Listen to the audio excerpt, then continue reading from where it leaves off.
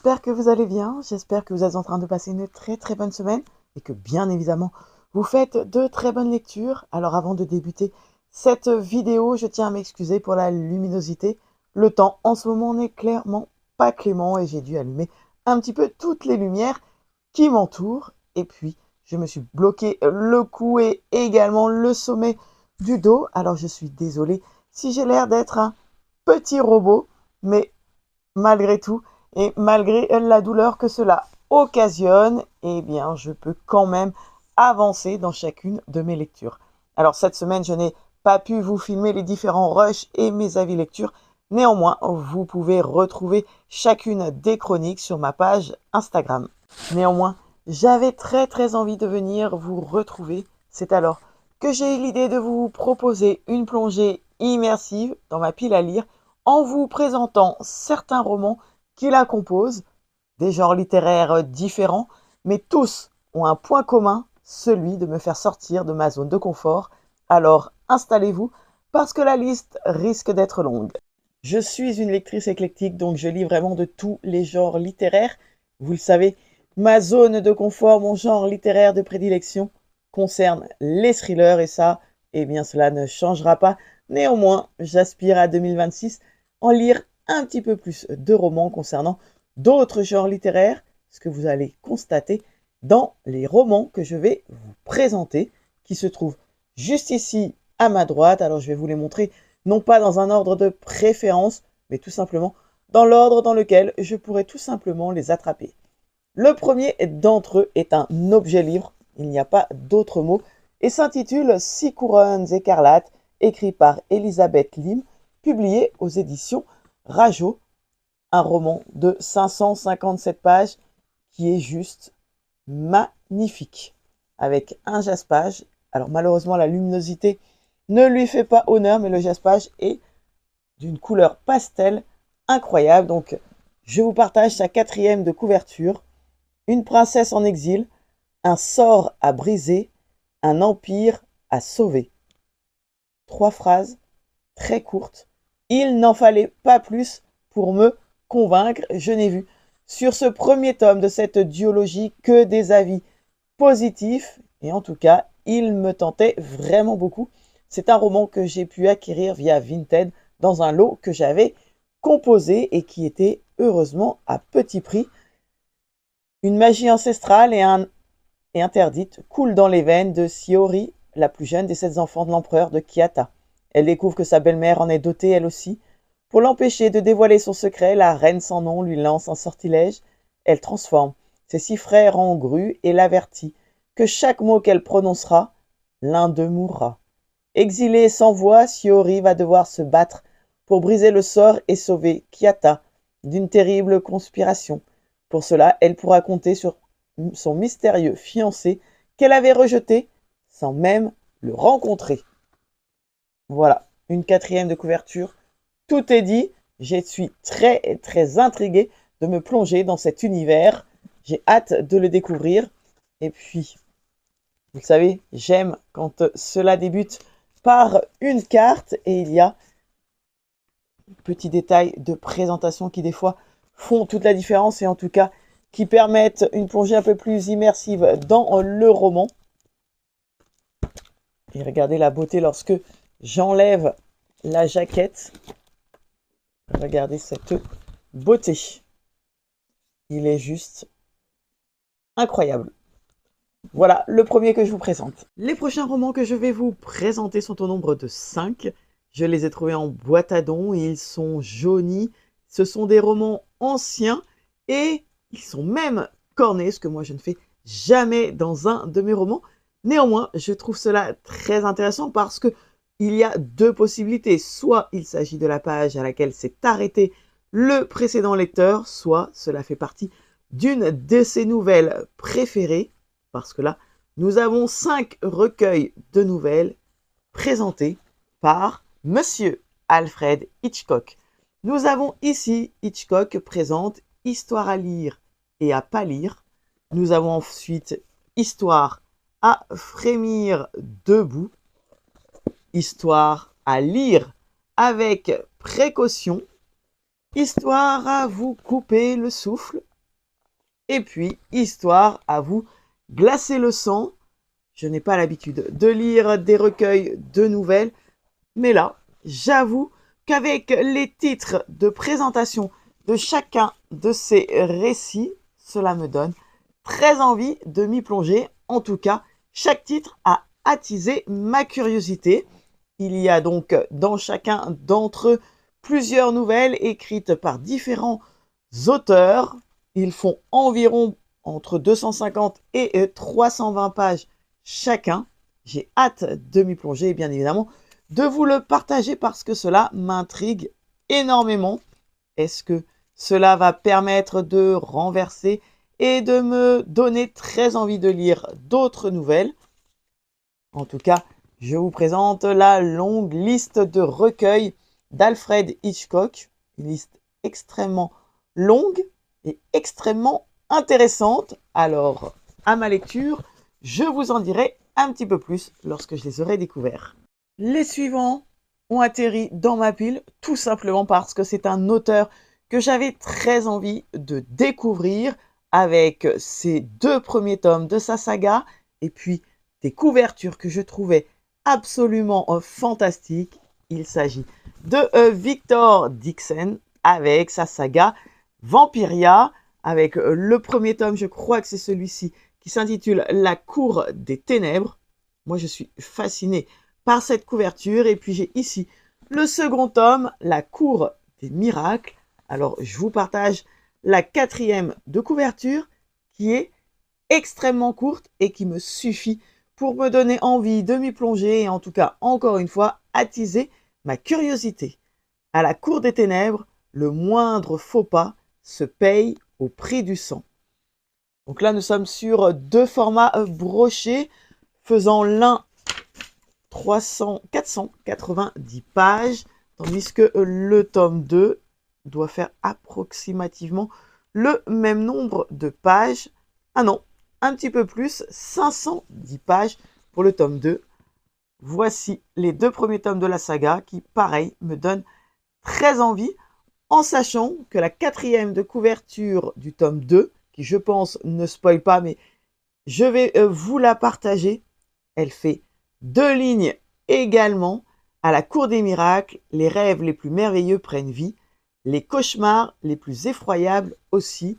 Autant vous dire que l'année 2026, je découvre cet auteur.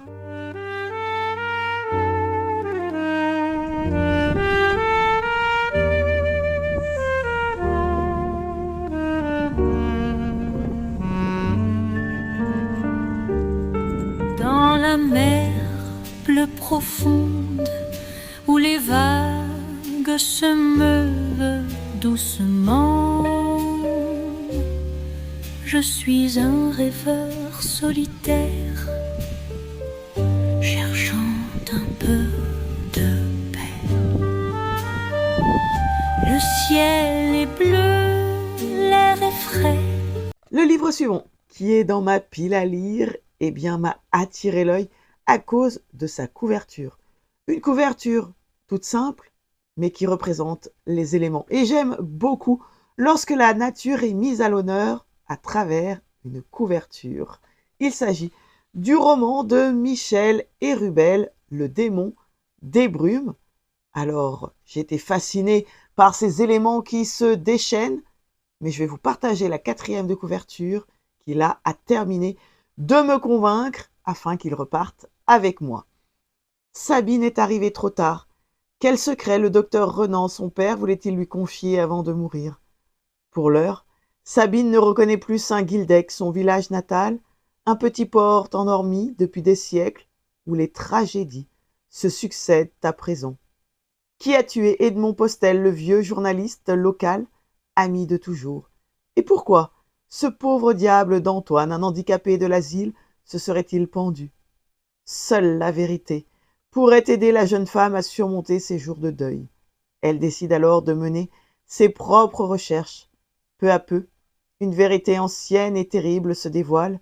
C'était au temps où il se passait quelque chose à Saint-Guildec, quand l'occupant allemand terrorisait la population. Après tempête sur Ouessant, Michel Hérubel réussit un nouveau suspense saisissant dans une Bretagne de démons et de brume. Et il est mentionné une intrigue solide dans une Bretagne que l'auteur connaît dans ses tréfonds, servie par le talent de conteur de Michel Hérubel. Très honnêtement, je ne connais pas cet auteur, mais là, entre la première de couverture qui m'avait attiré le regard et que je trouve fascinante, cette quatrième de couverture a fini par me convaincre entre histoire, secret de famille et puis un thème, la Seconde Guerre mondiale, dans un petit village de Bretagne, tout était réuni. Et en tout cas, j'ai très envie de découvrir ce roman, le premier que je vais découvrir de cet auteur. C'est un roman qui est publié, en tout cas sous cette version, aux éditions Pocket, qui fait 250 pages, donc potentiellement il peut se lire rapidement.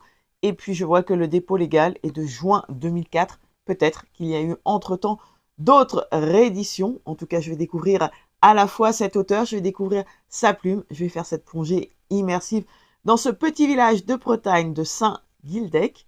Et puis, lorsque j'ai ouvert le roman, je vois que l'auteur, en 1945, entreprend des études d'histoire et parallèlement une carrière de peintre. Il a déjà fait des expositions et il a travaillé comme attaché de presse, notamment chez Plomb, où il a rencontré de nombreux auteurs. Secrétaire d'Albert Camus pour le théâtre, il se consacre en 1954 à l'écriture.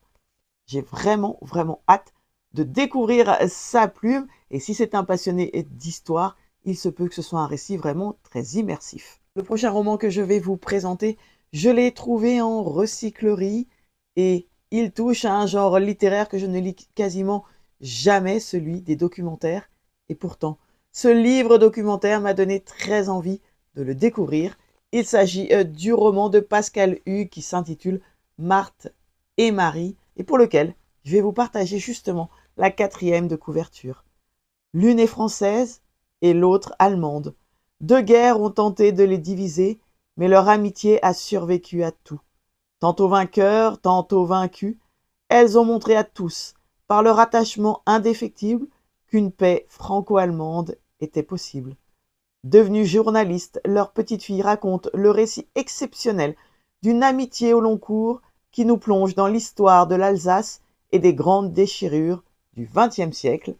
C'est un récit ici qui est publié aux éditions J'ai lu et puis qui fait 312 pages. Et alors, ce que j'aime énormément, c'est que nous avons à l'intérieur des photos pour aller à la rencontre de ces deux femmes, de leur vie, de leur parcours, de leur amitié, bien évidemment. Et on va traverser le temps et le siècle, le XXe siècle, avec ces deux femmes. J'ai hâte de le découvrir. Un récit qui se promet extrêmement fort, extrêmement poignant. L'histoire vraie d'une incroyable amitié de 1902 à 2001. C'est juste extraordinaire. Alors, il est écrit un petit peu petit. Je ne sais pas si vous verrez. Mais néanmoins, j'ai hâte de le découvrir. La photo de la couverture. J'ai hâte. Vous voyez, c'est un récit. Avec toutes ces photos et cette plongée dans la vie de ces deux femmes, c'est un récit qui se promet d'être incroyable.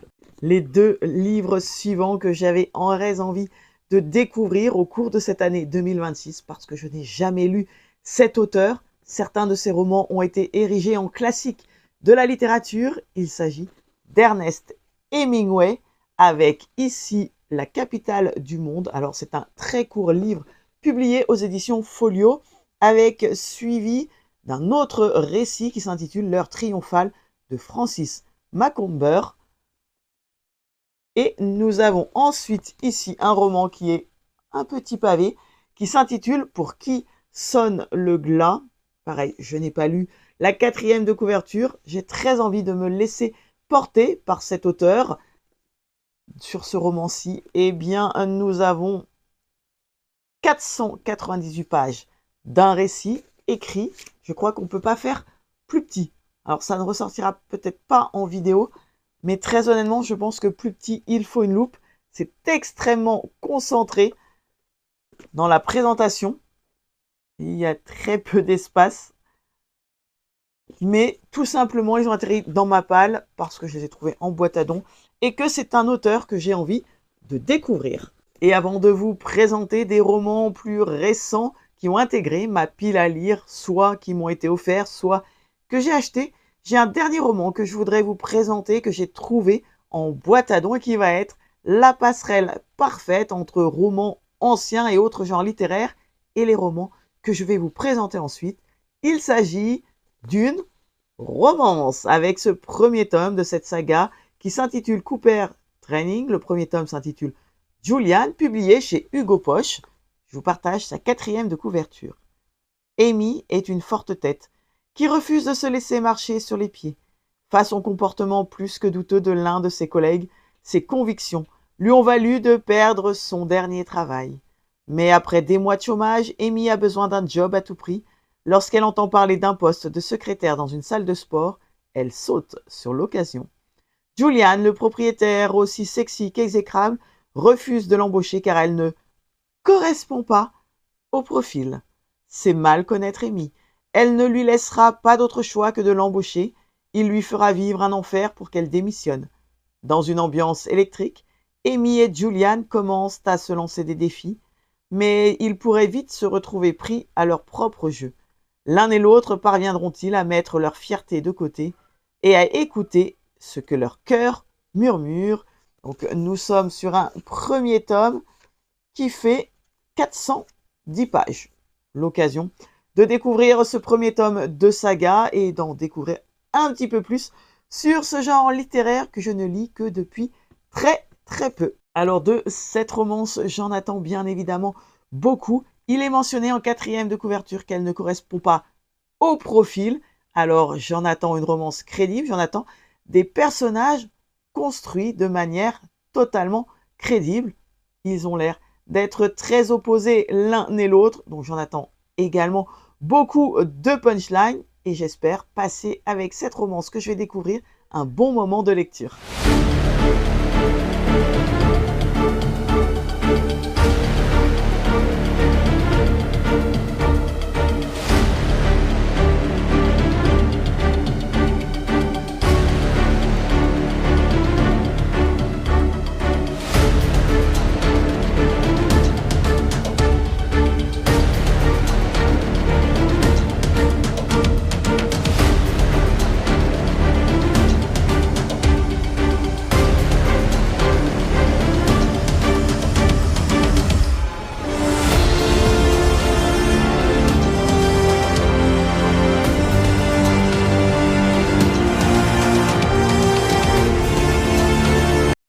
Le prochain roman. Allez, petite devinette, si je vous dis armée, mission extérieure, opération dangereuse, romance. Eh bien, l'une de mes prochaines lectures va être le premier tome de cette trilogie qui s'intitule Unité d'élite, écrit par Lauraline Bradern et publié aux éditions Ito. Alors moi, j'aime beaucoup ce genre de couverture. Voilà, je l'avoue, mais je vous partage sa 4e de couverture. Ils se sont rencontrés dans le noir. Captifs d'un groupe terroriste, ils ont partagé la même cellule et par sécurité, utilisé des faux noms. Elle était Jessie et lui Woody. Au milieu de l'enfer, sans jamais se voir, ils se sont chamaillés, désirés, et il l'a sauvée au péril de sa vie. Presque 3 ans plus tard, Alissandra travaille au sein des forces spéciales de la Navy. Elle croit son Woody mort, leur histoire fantasmée, leur passé enterré, jusqu'à ce qu'une mission ébranle toutes ses certitudes.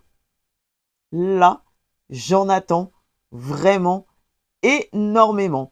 Je suis tombée sur cette saga sur Instagram en découvrant une chronique vraiment dans le plus grand des hasards et ça avait été un coup de cœur pour la personne qui avait lu. Elle avait énormément aimé l'entièreté de cette trilogie.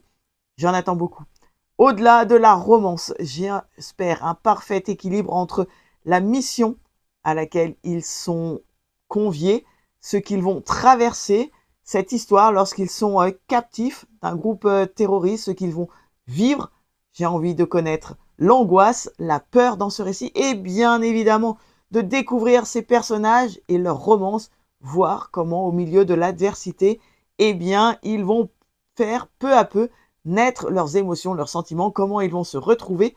J'ai très hâte de découvrir ce premier tome qui fait 408 pages. Avec toujours ces petits détails en tête de chapitre. Alors moi, je suis fan par ce genre de petites présentations. Voilà, nous commençons l'histoire en octobre 2013. Nous sommes en Somalie, au sud de Mogadiscio. J'ai hâte.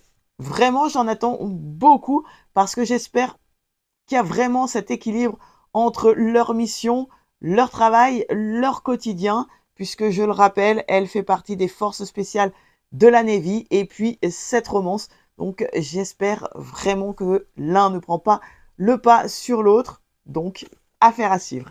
Autre romance qui a atterri dans ma palle et là, c'est tout simplement à force de voir soit des copines l'avoir lu et beaucoup aimé, et surtout à force de voir des chroniques dessus, et que j'ai très envie de faire mon propre avis sur le premier tome de la saga Seasons. Oui, vous l'aurez compris, il s'agit d'un automne pour te pardonner de Morgane Moncomble. Alors, évidemment, au vu du titre, je ne sais pas si je vais le lire tout de suite. Maintenant, je ne suis pas réellement une lectrice de saison, donc il se peut qu'il sorte bien avant la saison concernée et que je le découvre très rapidement. Néanmoins, eh bien, à force de voir des avis dessus et d'entendre beaucoup de personnes me dire que cela avait été un véritable coup de cœur, eh bien, j'ai très envie de découvrir ce roman. Avocate en devenir, Camélia est passionnée de crimes non résolus.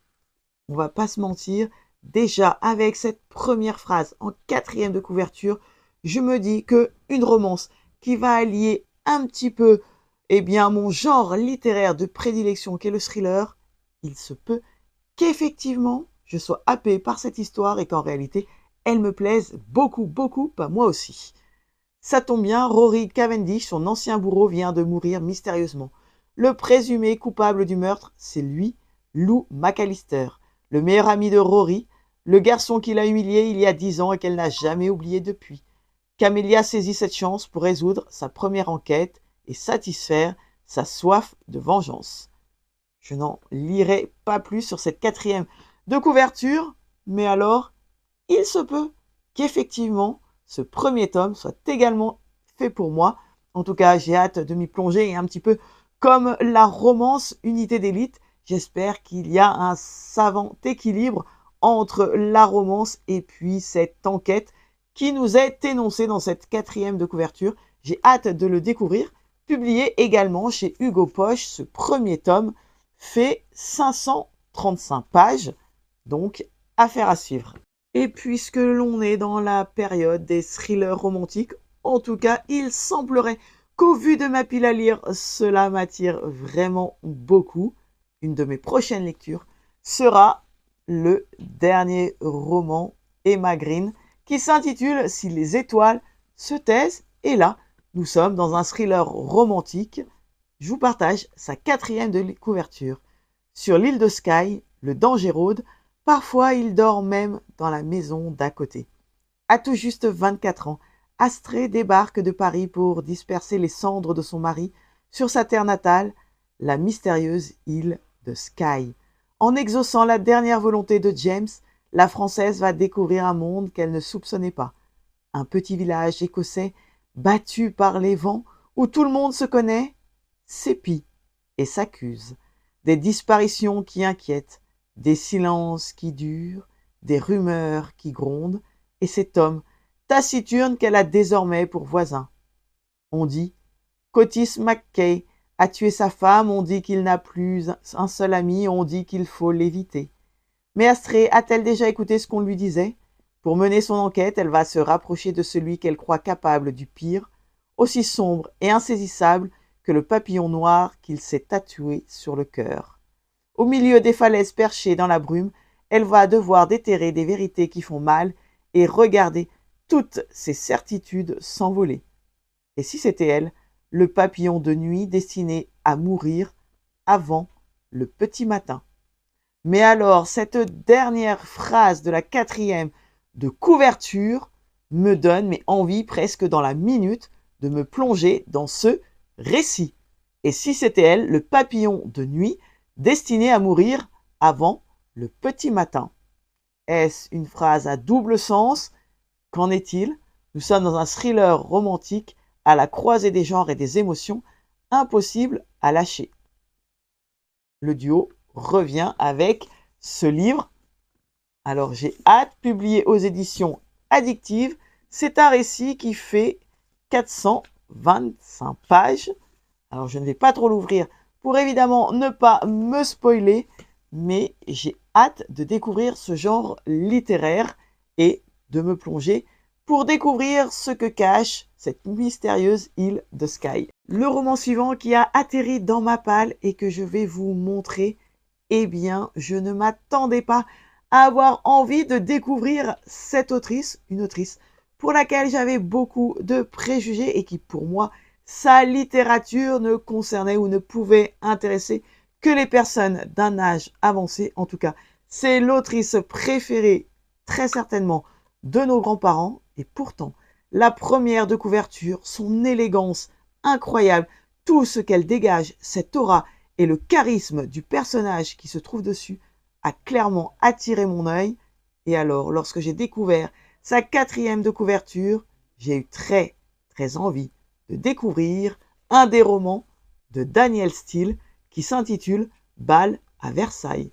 Mais alors, regardez-moi cette couverture, ce nuancier de gris, cette femme, ce port de tête, cette élégance, c'est juste divin, remarquable, et je vous partage sa 4e de couverture. En ce mois de juillet 1958, le château de Versailles est en pleine effervescence. Dans quelques jours aura lieu le très attendu bal des débutantes. Du crépuscule jusqu'à l'aube, près de 300 jeunes filles issues de l'aristocratie française ou de riches familles américaines feront leur entrée dans le beau monde.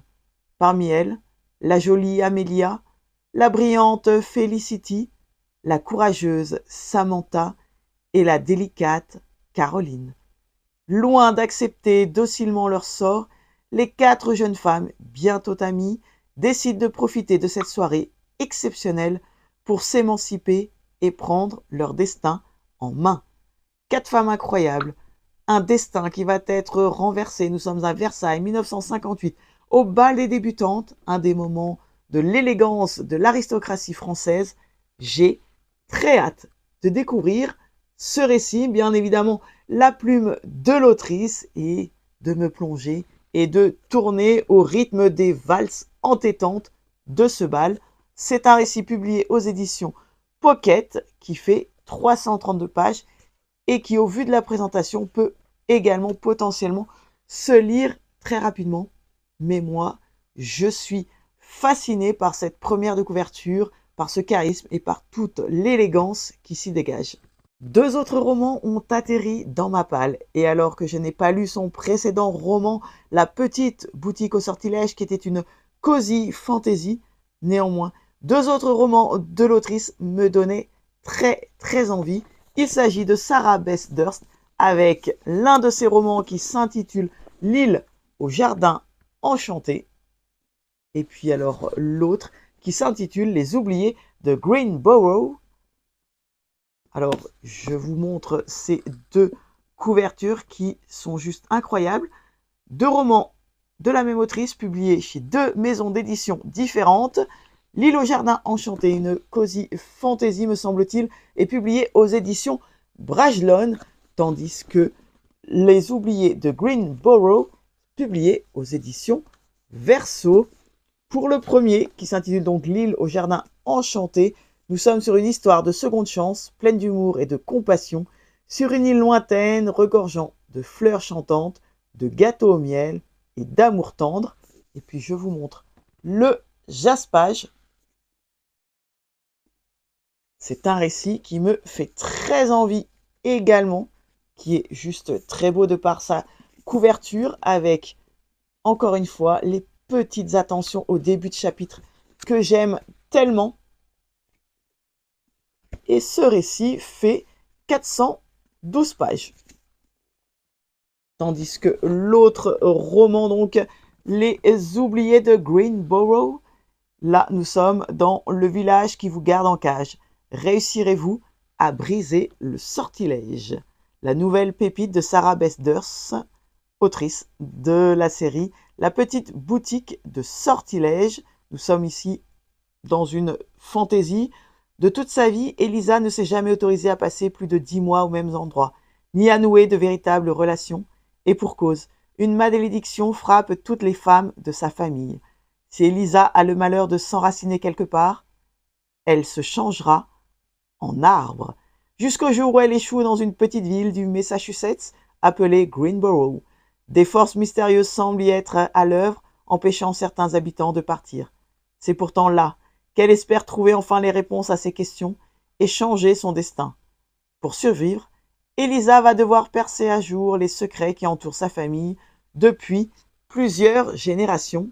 Donc là, on est sur un roman qui est pareil, à un jaspage qui est juste incroyable, magnifique.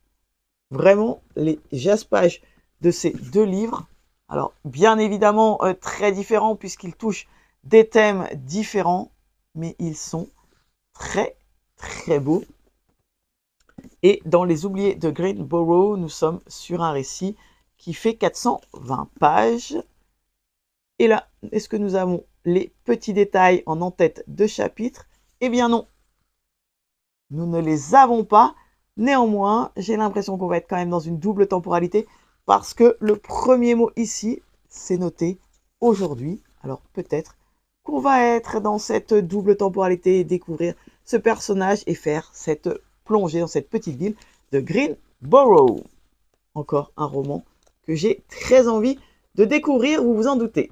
Et enfin, le dernier livre que je veux vous présenter est une surprise quant à son genre littéraire, mais une surprise amoindrie eu égard au thème qu'il aborde, le jeu d'échecs. Un jeu que je pratique et que j'aime énormément. J'aime le jeu d'échecs tout simplement à cause des valeurs qu'il véhicule et il accroît notre attention, notre concentration, notre logique, notre prise de décision, mais surtout, il va venir accroître notre patience. Alors même si cela souvent se termine en ma défaveur et que j'entends un petit peu trop résonner au sein de mes oreilles échecs et maths, néanmoins, j'aime beaucoup me lancer dans des parties d'échecs. Vous l'aurez compris, que ce dernier roman dont je veux vous parler, il s'agit d'une Dark Academia qui s'intitule Fou de l'arène, qui touche au thème des échecs et que je ne pouvais absolument pas laisser passer. Je n'ai jamais lu cet auteur, je n'ai pas découvert son précédent livre qui a priori est un coup de cœur pour un grand nombre de personnes qui s'intitule Jamais 203. Ici, il s'agit donc du dernier roman de Quentin Jarnot, Fou de l'arène, et publié aux éditions Nox. Et puis moi déjà, rien que pour la couverture, il était clair que j'allais me pencher un petit peu plus sur sa quatrième. Nous avons ici les pions ensanglantés. Je suis fan de cette couverture. Une romance, Dark Academia, Revolts to Lovers. Je suis fasciné. Dans les Alpes suisses, l'Académie Castellane forme l'élite de demain aux 3 arts nobles, échecs, théâtre et littérature. Églantine, étudiante brillante et discrète, voit sa vie basculer lorsqu'une mystérieuse application d'échecs apparaît sur son téléphone. Le jeu en apparence innocent se révèle macabre. Chaque pièce perdue sur l'échiquier virtuel correspond à une personne retrouvée morte sur le campus. Pour arrêter le coupable, Églantine doit s'allier à son plus grand rival, l'insaisissable et fascinant Riven, dont la proximité fait naître en elle une attirance inattendue. Mais alors que la mort rôde dans les couloirs du château et que chaque professeur, chaque étudiant pourrait être le meurtrier, peut-elle vraiment faire confiance à ce garçon énigmatique? Un roman qui fait 497 pages, mais hop, vous voyez, eu égard à la présentation, je pense encore une fois qu'il peut se lire rapidement. Et puis alors, vous le savez, je viens de découvrir qu'il y a une playlist pour débuter le roman, une entame de récit qui me donne très envie de me plonger dans cet univers. Et puis alors, la représentation de l'académie. Mieux, on a carrément un plan. J'ai hâte de découvrir ce roman. Vous l'aurez compris, j'aime beaucoup le thème. Ça va être ma première Dark Academia. Donc cela va être l'occasion de me plonger dans ce récit, de découvrir l'auteur, de découvrir sa plume à travers ce thème, le jeu d'échecs. Un thème que j'aime beaucoup puisque je sais y jouer. Alors peut-être qu'à l'intérieur il y aura quelques parties et peut-être quelques solutions qui me permettront d'entendre un petit peu moins souvent le terme échec et maths. C'est pas grave, je m'y ferai sinon, mais en tout cas, c'est un récit qui me donne très très envie. Et bien évidemment, j'ai d'autant plus envie de m'y plonger que de découvrir cette romance. Et puis la présentation est encore une fois totalement folle.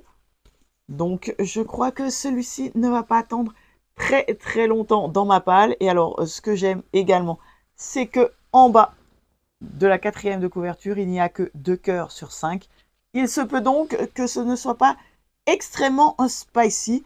Vous le savez, je n'aime pas les romans qui sont trop spicy parce que très souvent, on a l'impression que ce sont des scènes qui ont été rajoutées comme ça presque après l'écriture du roman, peut-être pour faire aussi augmenter les ventes, mais en général, elle n'apporte rien à l'intrigue, à quelques exceptions près, bien évidemment.